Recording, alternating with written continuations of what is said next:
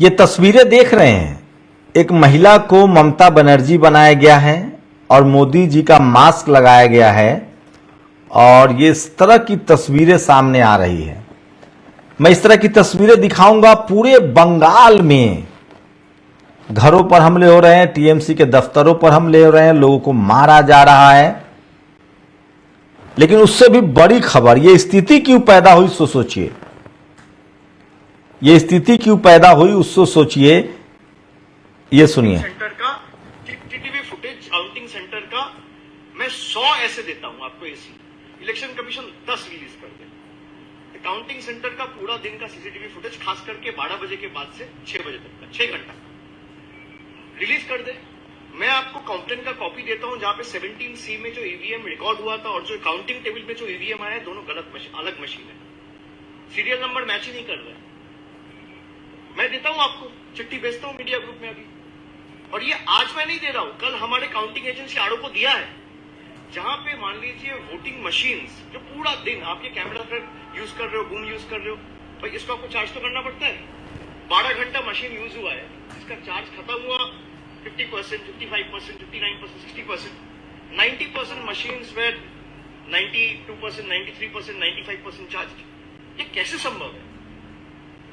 तो जनादेश है तो ये बड़ा आरोप लगा रहे हैं। ये ममता बनर्जी के भतीजे भी हैं, मेंबर ऑफ पार्लियामेंट है अभिषेक बनर्जी। इनका कहना है कि चुनाव आयोग 10 ऐसे काउंटिंग सेंटर के वीडियो जारी कर दे।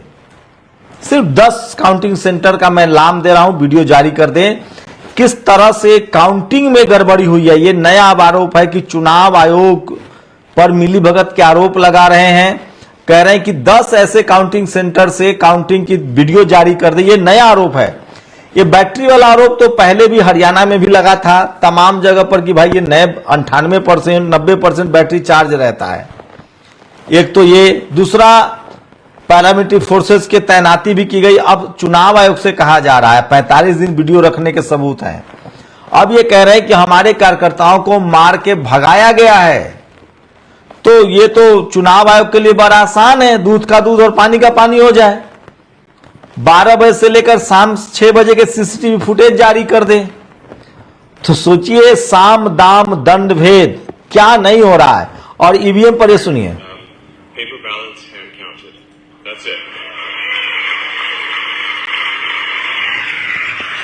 ये भाई साहब, ये टेस्ला के मालिक एलन मस्क हैं, जिनके पास दुनिया में सबसे ज्यादा इंडिविजुअल सैटेलाइट है।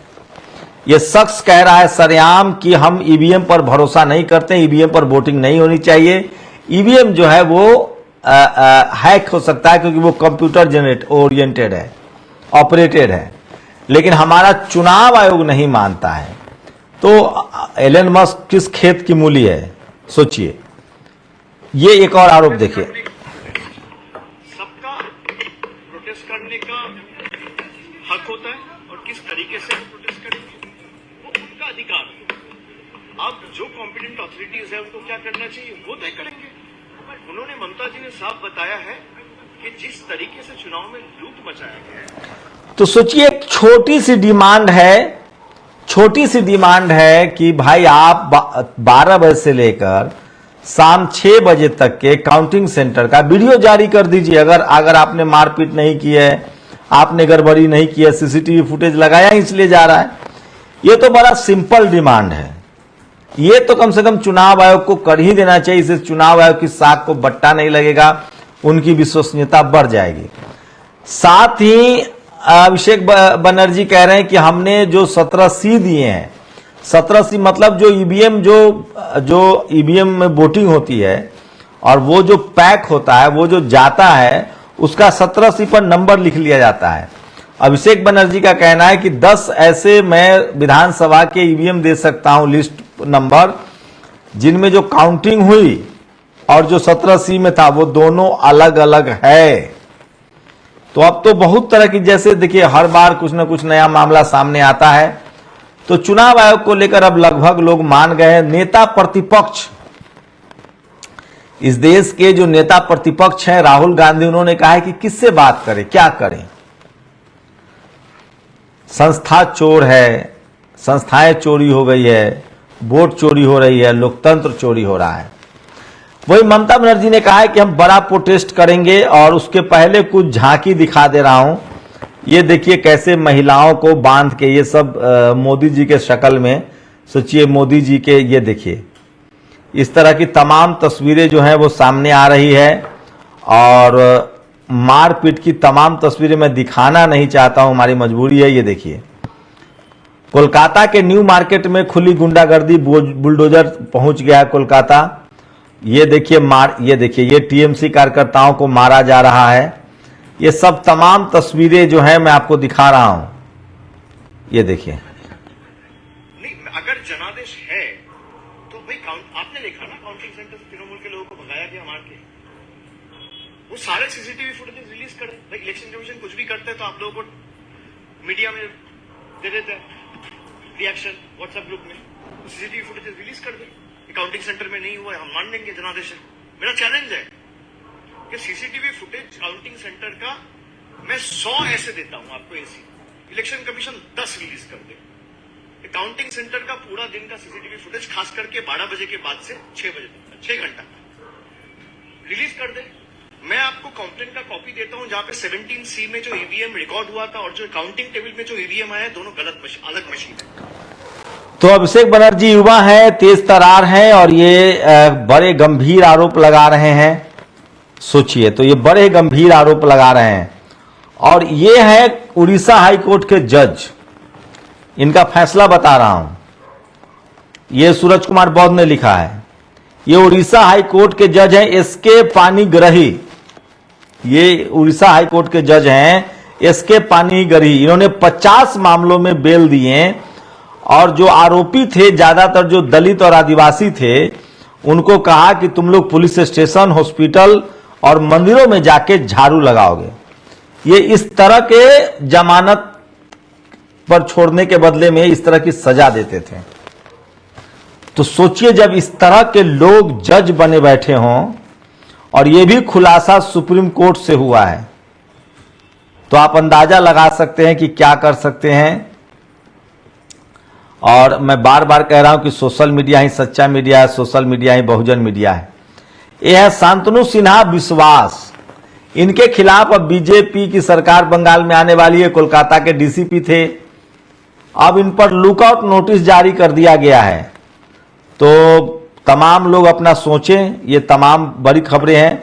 और ममता बनर्जी के बंगाल से अब बीजेपी का बंगाल है और वहां इस तरह की खबरें सामने आ रही है। देखिए, तो पहले भी वोटिंग के दिन भी हमने देखा पार्लियामेंट्री फोर्स के तरफ से मारपीट होती थी। ये तमाम तस्वीरें हैं, ये सारी तस्वीरें छन छन कर बाहर आ रही है। वहां लगातार मारपीट की खबरें आ रही है, हमले की खबरें आ रही है। तो हम लोग की कोशिश होती है। और पंजाब बीजेपी ने ट्वीट किया है, नेक्स्ट पंजाब। अब ये सब कुछ अब पंजाब पर बीजेपी की नजर है। अभी 22 राज्यों में बीजेपी और उसके गठबंधन की सरकार है, ये चित्रा त्रिपाठी कह रही हैं। चित्रा त्रिपाठी ने स्टालिन को, सोचिए स्टालिन जो द्रविड़ियन संस्कृति के प्रतीक हैं, उनको कहा है कि ये लोग देश तोड़ने वाले हैं। जो इस देश के मूल निवासी हैं, जो इस देश में जातिवाद के खिलाफ लड़ रहे हैं, जो बराबरी समानता के लिए लड़ रहे हैं, उनका रंग देखकर तो नहीं ये लोग टिप्पणी करते हैं। सोचिए जिन लोगों ने जातिवाद किया, जाति बनाकर खुद को श्रेष्ठ कहा, जिनको अपनी भाषा जो अपनी भाषा को श्रेष्ठ कहते हैं, जो अपने धर्म को श्रेष्ठ कहते हैं और बाकी को जो कम कहते हैं, कमतर कहते हैं, वो तो खैर बड़ा खराब इस्तेमाल करते हैं शब्द। और मतलब क्या कहिएगा, वो स्टालिन को देश तोड़ने वाली कह रही हैं। ये तो प्रधानमंत्री ने भी नहीं कहा होगा जो चित्रा त्रिपाठी कह रहे हो। चित्रा त्रिपाठी पत्रकार है, मैं फिर कह रहा हूं, इस देश में जातिवाद का जो अभेद किला है ना, वो मीडिया है और इसीलिए सारी समस्याएं हैं। इस देश में हाईकोर्ट, सुप्रीम कोर्ट में भी दलित पिछड़े, कोई द्रविड़ियन, कोई दलित पिछड़ा, किसान, आदिवासी, अल्पसंख्यक जज हो सकता है। इसरो में, नासा में वैज्ञानिक हो सकता है, वो सिलिकॉन वैली में जाकर नौकरी कर सकता है। लेकिन इस देश के मीडिया में कोई दलित पिछड़ा संपादक, पत्रकार नहीं हो सकता है। और अगर वो रिपोर्टर भी हो गया और उसने कोशिश की खबरें दिखाने की तो उसकी नौकरी चली जाती है। हम जैसे तमाम लोग ऐसे गवाह हैं। और वो सोशल मीडिया पर भी काम नहीं कर सकते क्योंकि उनके चैनल को बंद कर दिया जाएगा, उनको धमकियां दी जाती है। तो सोचिएगा जरूर। शुक्रिया। नेशनल दस्तक की आपसे गुजारिश है कि अगर इसको बचाना चाहते हैं तो नेशनल दस्तक को सब्सक्राइब करने के लिए रेड कलर के सब्सक्राइब बटन को दबाएं, फिर बेल आइकन की घंटी दबाएं।